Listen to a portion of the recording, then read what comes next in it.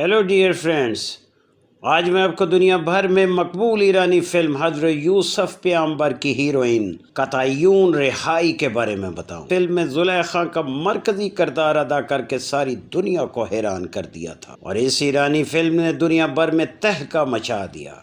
इस फिल्म को दर्जनों दीगर ज़बानों में डबिंग करके पेश किया गया। गाइस, इस फिल्म को दुनिया भर में बेपनाह पजीराई मिलने के बाद इस सुपरस्टार अदाकारा कतायून रिहाई ने शोबिस से किनारा कशी इख्तियार कर ली। इसके पीछे वो क्या अवामिल थे जिसकी वजह से उन्हें ऐसा करना पड़ा और वो अपना जन्म भूमि तेहरान शहर छोड़कर अपने बेटे पूर्बा रहीमियान के साथ कीश के जजीरे में जा बसी। ये सब जानने के लिए हमारी ये वीडियो आखिर तक ज़रूर देखिएगा।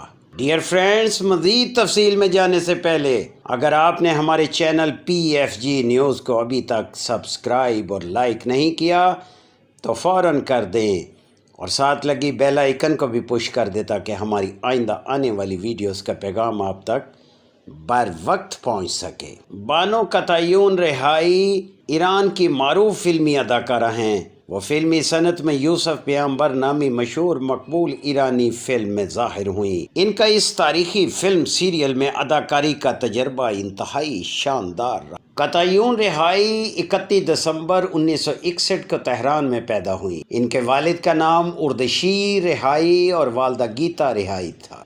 खुदादाद सलाहियतों की हामिल ये सुपरस्टार कतायून रिहाई, जो अब तकरीबन 60 साल से ऊपर की उम्र को पहुंच चुकी हैं, जिन्होंने ईरानी फिल्म इंडस्ट्री में बेपनाह जौहर दिखाए, जिसका सबूत लातादाद फिल्मों और टीवी ड्रामा सीरियल हैं।